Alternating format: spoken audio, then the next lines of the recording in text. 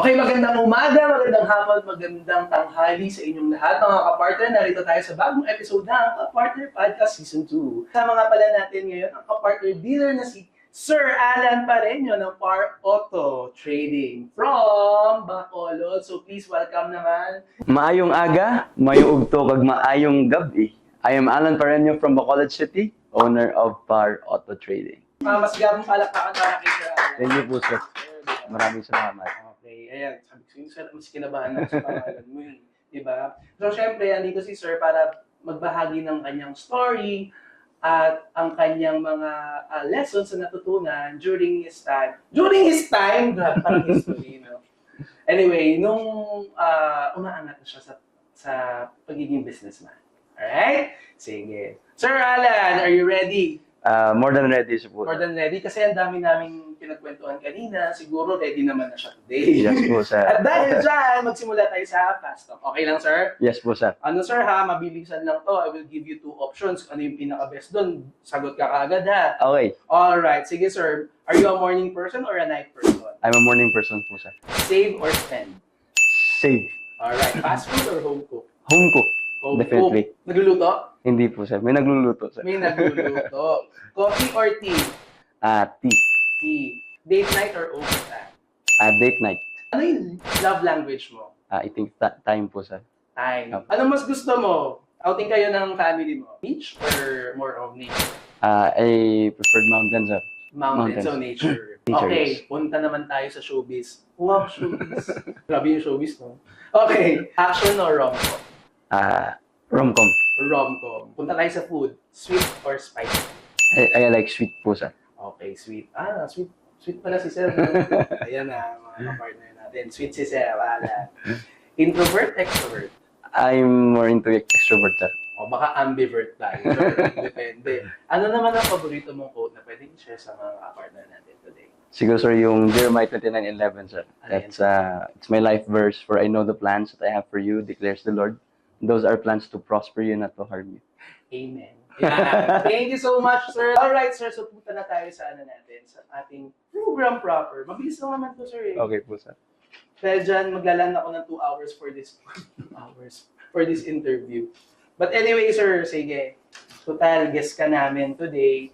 And sa lahat ng mga guests namin dito, nagbibigay ng kanilang mga stories and lessons ng kanilang pag-angat. Ilang taon ka ng businessman? Paano ka nagsimula? Kwento mo naman sa amin yung, ano mo, sir, kwentong pag-angat. Uy, kwentong pag-angat. Sige, sir. I was a former, sir, Lasallian teacher. Mm-hmm. And then I started doing business 2020 sa buy and sell. But before I entered buy and sell or car dealership, nagbebenta po ako ng siomai. So, Siomai, di ba? yes po, sir. May peta sa siomai. Yes. Malaki yung pera sa siomai, sir. Tama. So, yung siomai business po, sir, I started it in school. So, mga co-teachers ko po, sir. Okay. Guys, di ba, issue sa atin yan nung lumalaki tayo, binibentahan tayo ng mga teacher natin ng longganisa, siomai. Si Sir, ano po yung mga kliyente nyo? Sino po ulit? Pero yung mga co-teachers ko lang po yun. Oo, teachers. Ibig sabihin, Di ba ako nagbebenta sa mga estudyante, sir? Oo Kasi naman. bawal yun. Private Oo. school kasi, sir. tama, sir. Ayun, So, sige, sir. Yun po, sir, yung mga office mates ko lang, yung binibentahan ko ng siomai, and then merong opportunities na nag-supply po kami sa mga schools. Mm-mm. So, mga siomai packages also came up with that business. However, when pandemic hit the Philippines and even around, all over the world, nag-stop rin po yung business po namin. So, meron po tayong time na we were locked up in our houses. Mm-mm. So, wala pong talagang business sa siomai. Hindi po makapag-deliver sa mga schools at yung mga nagbebenta ng siomai Kasi nga lang. sa mga barangays and barangays. Mm-mm. But I think that was 2020 when parang meron na pong time na pwede na pong lumabas yung tao. Mm-mm. Yung mga kaibigan ko po na ninegosyo ng buy and sell, I really find it interesting kasi mabilisan yung pera sa kanila, sir. So they were my church mates. So I opened that up to my parents. Mm-mm. Now why not we also start with 1 unit? Okay. So I am blessed because my parents are my business partners. Ay, talaga? Wow, Opo, cute sir. naman. So, sir, year, I think that was 2019 or 2020, pupunta po kami sana ng Japan for we will have a mission trip in Japan. Okay. But yung pandemic, ano sir, nag-start yung pandemic, yung yes po, Nag-lockdown. yes po, nag-lockdown yung Japan. At the same time, yung Pilipinas, hindi po na-push through. Oo. Pero yung binayad ko po sa mga tickets ko, thankfully na reimbursed. Reimburse. Opo. So yun yung pong unang parang contribution ko po sa first unit po First namin. unit. So, yung unang unit nyo na suntok sa buwan Opo, sir. na chance na ito, pinag-ipunan nyo.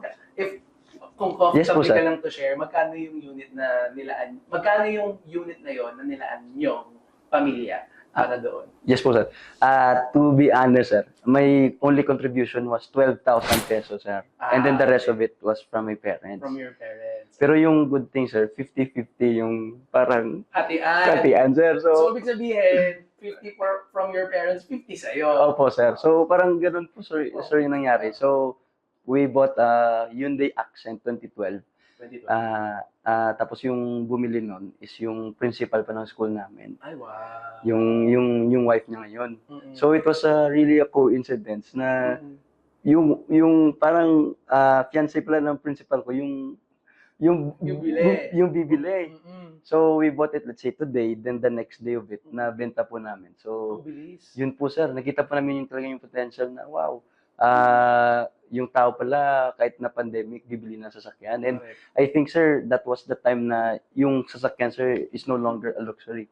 It's a necessity because people are traveling and Correct. also considering na merong pandemic, merong COVID-19. They have Correct. to think of, protect. Protected. Yes, Correct. yes, sir.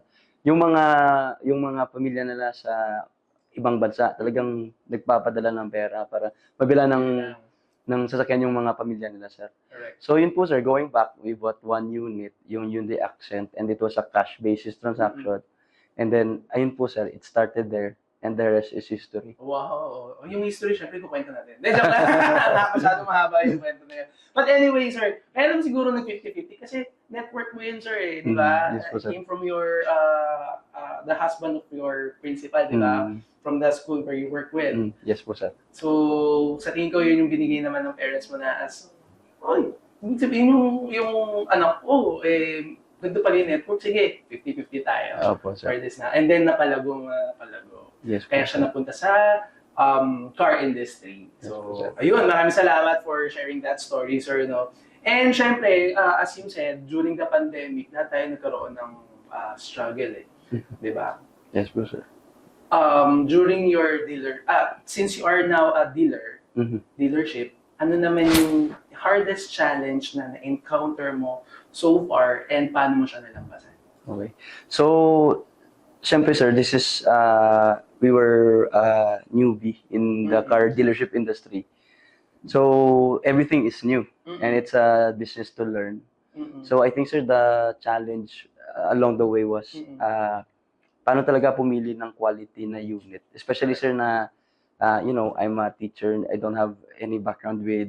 You don't have any knowledge yet. Yes, knowledge That yet with that field. So, parang yung standard po ba namin, sir, Correct. is talagang hindi siya ganun ka, parang technical po ba, in that sense.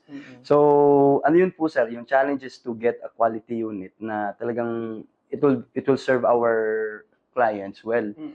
But of course, sir, we were open to, we want to learn, and we have also our mentors sa ganitong business, sir. So we really tried our best to learn. Ayun po, sir, through time, we learned how to assess a unit na we know it will serve our clients best. So, yun po, sir, yung challenge talaga, yung nung una pa, parang in the first few years, talagang mahirap pumili ng magandang unit. At the same time, especially, sir, na new product po yung, especially yung parents ko, sir, they were both businessmen. So, parang mayroon na silang background po sa business. But it's a different product na binibenta. Hindi sila yung, ito yung, tawag ito, Hindi ito yung Nakasanayan. nakasanayan Yes nating po, sir. produkto na Yes po. ibenta, di ba? So, it's a new Correct. product. So, Right. yun po, sir. Correct. So syempre, no, teacher ka. Ito ba yung masasabi mo as a student, yung parang may learning curve ba? Tama Yes ba? po, sir. Definitely so, po, sir. pinagdaanan nyo to. Kasi nga, di ba, bago sa inyo yung yung industry na to na business. So, syempre, ginagamay nyo pa, di ba? Opo, sir. Yung kung paano magbenta successfully ng inyong produkto. Exactly So, po, sir. pinagdaanan nyo talaga ng matagal ito talaga. Yes po, sir. Ginagaan nyo ng parents mo. Yun pong sabi nila, sir, yung teacher, experience is your best teacher. Correct. So, yun po, So, sir. si teacher, Si experience. si teacher, tinuruan ng experience.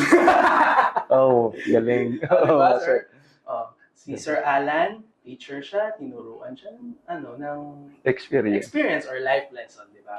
Sabi nga naman, Galing, if sir. you are in ito na, lumabas ka na sa school. So, syempre, experience talaga ang sa'yo, magtuturo talaga Yes po, ng sir. mga lessons. Ay, galing yan.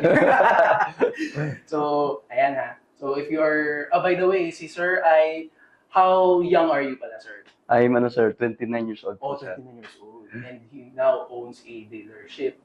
Congratulations So, to you, it's sir. still, it's Mhm. a humble beginning po, sir. Still learning po, Still sir. And still growing po, sir. Correct. Thank you. You are a growing business, di ba? Ano yung biggest inspiration mo now sa buhay at bakit? Siguro, sir, yung isang inspiration ko is now that I have a wife and later on I'll have my son or daughter. I don't know the gender Wala yet. bang gender? Ilang months na ba? This coming November 30 po yung gender reveal kasi, sir. Okay. So- Abangan natin. Ano yung gender? Pero sir, yung inspiration ko talaga is I want to give a good life to my family. We also came from parang talagang hirap sa buhay. Although my parents are really hardworking, they want to give us the best. And they also did it man naman sa nakagraduate po kami magkakapatid sa mga magagandang school. Pero yung talagang sir, yung goal or yung inspiration is especially now that I am having my own family, I also would want them to have a good life. Hindi po sila limitado sa kanilang pamumuhay. I want to give them the best. Okay. Tama naman. Siyempre, may mga staff ako. Siyempre, I care for them din naman. So, we wanted to be at their best. And kung saan sila mapapabuti. And kung saan sila mapapagaan man ng buhay, di ba? So, siyempre, sa'yo, as you said nga naman, through your parents' pagpupursige sa pagtrabaho, di ba? Yes, po, sir. Hardworking, and di naman kayo ganun ka-wealthy na nagsimula yung parents mo, and then they gave you the best life that they could give you. Yes po, sir. So, you wanted that to share to your future mga anak. Mga anak, ilan bang gusto mong anak, sir? Isa lang o dalawa, tatlo? O Para nasa sa dalawa, barangay? tatlo, sir. Dalawa, tatlo. Dalawa or tatlo. Okay na po yan. Nice one. Ayan. So, ayun. Sige, sir. Tignan natin, sir, yung gender reveal mo. Okay po, sir. But anyway, congratulations mo. Baka mamaya kasi nanganak na si Mrs. In-air natin. Charot. Pag in-air na natin to, so good luck, sir, ha? Thank you po, sir. You will be a soon-to-be parent na pala. Alright, so punta tayo sa next question mo, sir. Ano naman pakiramdam kapag nakikita mong natutupad din ng mga kliyente mo ang pangarap nila dahil sa'yo? Actually, sir, Quincy, it's a life-changing experience sir, Mhm. to witness, your clients got their dream cars. And Kahit second yes hand po, man sir, yan. kahit yan second hand. And it's not only, sir, having a car, but I think it's a milestone as well that they're, meron pong magandang na nangyayari sa buhay ng tao Correct. when they get their own car. Correct. So personally, sir, every time I turn over or have a successful release or account, it's a fulfillment, sir. Na, teaching is not only in the four-corner classroom, but as well as you can do it even outside the university or school. So, ayun po, sir, I'm still a teacher in heart, but now I'm an entrepreneur, sir. And yung fulfillment talaga, sir, is hindi po napapalitan ng pera, sir. It's not only about the money kasi, sir, eh. It's more on helping people. Tama. Kaya nga, isa ka sa mga kapartner sa pag-angat ng mga Pilipina na sa Bacolod. Thank you. Yun. Alright, maraming salamat thank you for that wonderful answer. Now, you deserve a wonderful question. No, kidding aside, sir. Ano naman ang pinakamahalagang aral na natutunan mo sa buhay? Bukod sa life lesson na nabanggit mo kanina, ano pa ba? Or can you reiterate the lesson that you had shared? Since this is an interview with Global Dominion, I think, sir, one thing that Global Dominion taught me is to not settle where I am now. It's okay. I mean, it's to be in your comfort zone, parang okay lang. But if you always stay where you are, you'll not reach somewhere. I mean, hindi po kayo makakapunta ng, in places that pwede pala. Kay Global pwede pala. So, yun po, sir. So, sa Bacolod branch, yung mga managers doon, staff, they were really pushing us forward to do best with what we do. So, yun po, sir. I think growth happens outside your comfort zone. Kasi, sir, if you're always in your comfort zone, yes, you're comfortable, but there's no growth in there. But if you're outside your comfort zone, there is growth, and you become better. Alam mo, bukod sa malamig dito, no? Kinikilabutan ako. Sinabi ni You Sir. become better, sir, in life. That's right, sir. Kasi hindi ka talaga makakaalis sa comfortability kasi nandiyan lang ka lang eh. Yes po, sir. If you go beyond your comfortability, you will grow. Kasi maliit lang yan, no? Ito ka lang, ito lumabas ka, mas malaki. Yes po, Mag-grow sir. ka, right? Yes po. Yan po yung tinuro ng Global Dominion. Sige, sir. Okay. Global Dominion. Ano naman yung general learning? In general, sir, ano yung life lesson na tutunan mo? I think, sir, for me personally, aside from, reaching your dreams, your success, and I think success is relative to us all. How I define success is different on how you define success. But most importantly, sir, it's, for me, it's knowing who God is in your life. For me personally, sir, kasi doon rin po yung, nagbago yung buhay ko, sir.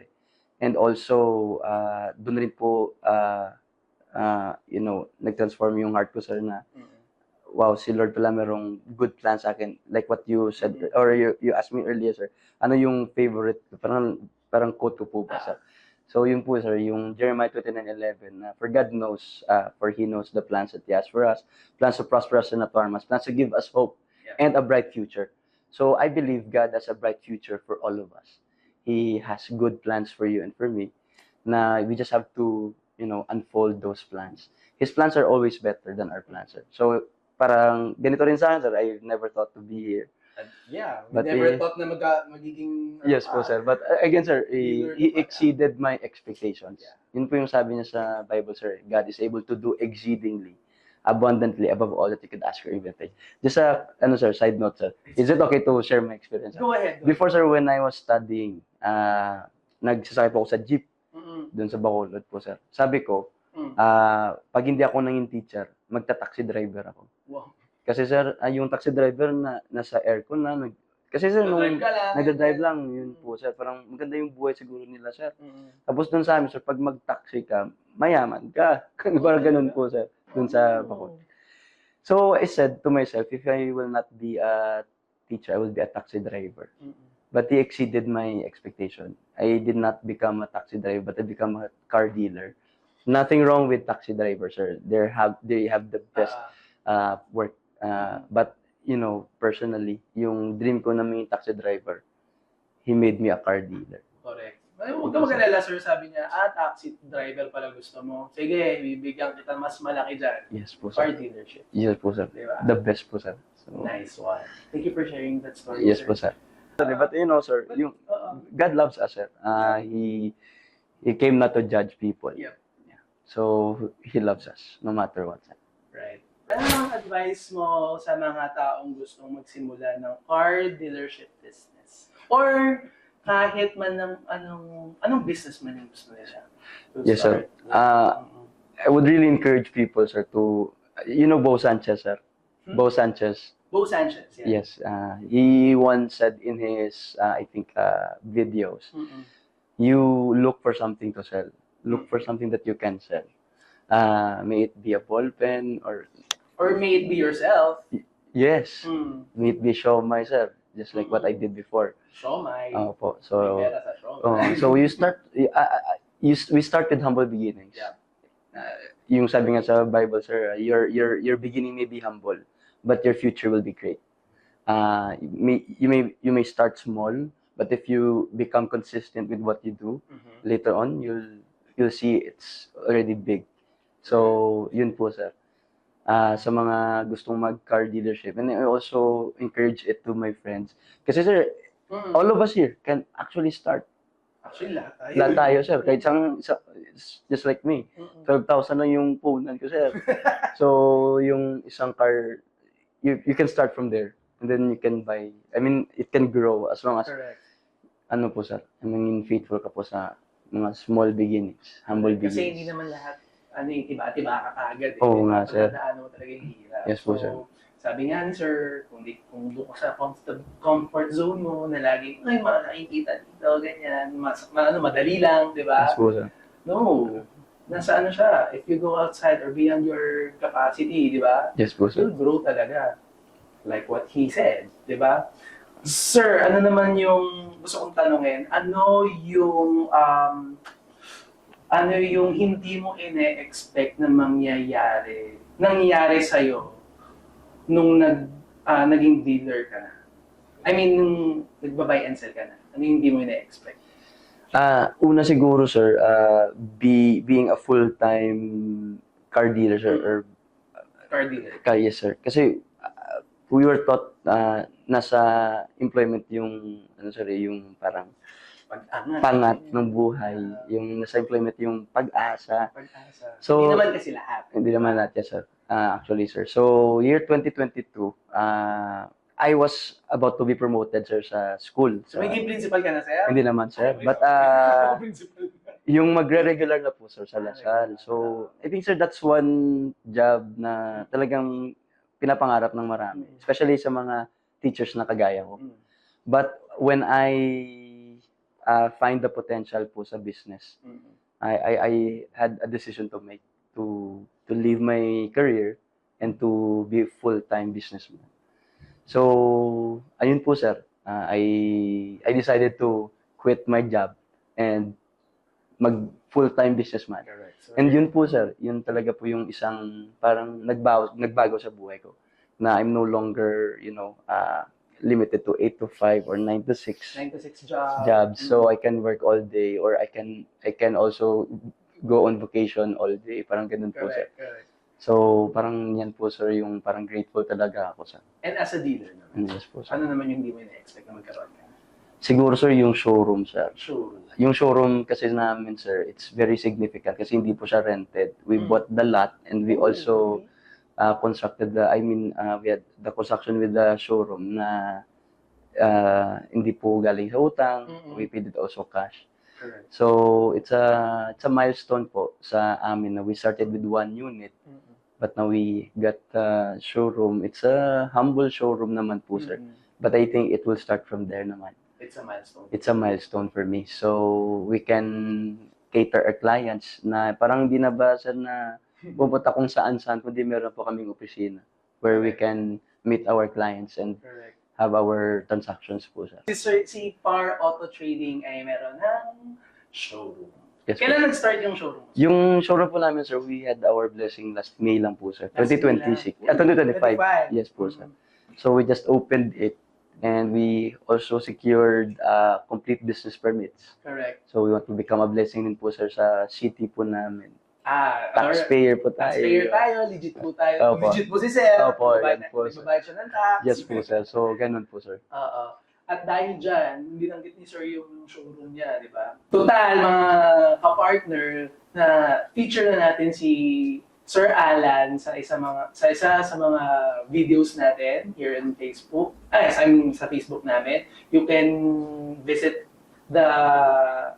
his initial interview, di ba? Yes. Sa kanyang showroom. Office ba yun, sir? O showroom yun? Showroom/office/bahay rin po. Oh, di ba? Nakatira din pala.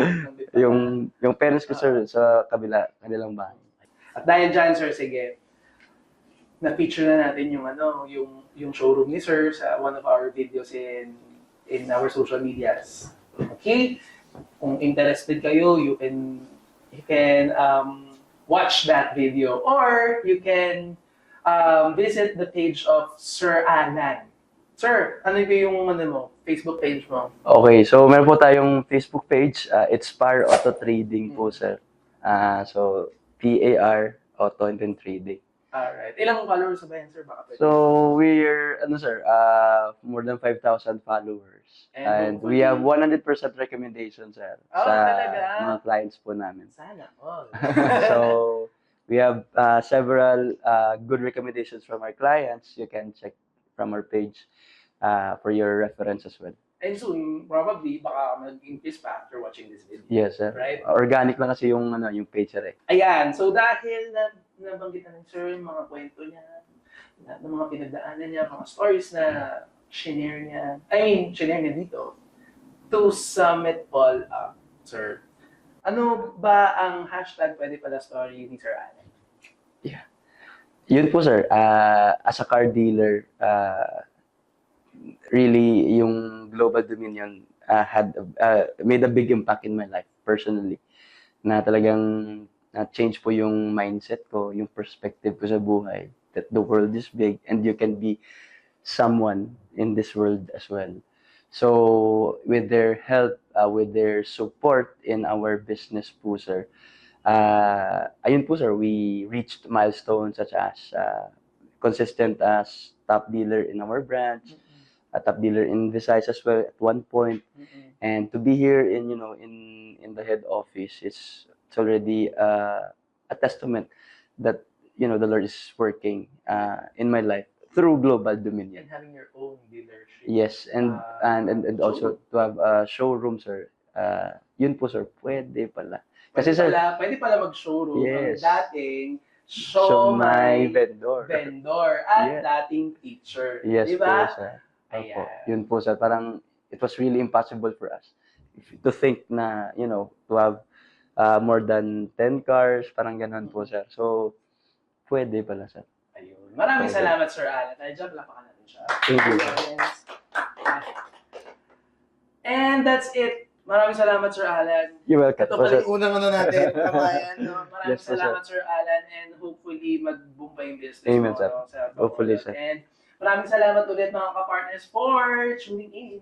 At dahil dyan, may kita nga pala kami sa ating mga social medias. Just follow us sa Facebook, Instagram, X, Thread, LinkedIn, and syempre, nasa TikTok din kami na mapapanood nyo rin itong video na to. So, syempre, mapapakinggan din kami at mapapanood din sa video format ang sa Spotify. So, follow nyo lang kami, si Kapartner Podcast. Alright? At dahil dyan, maraming salamat and see you next episode. Thank you so much. Have a good day. Bye! Thank you.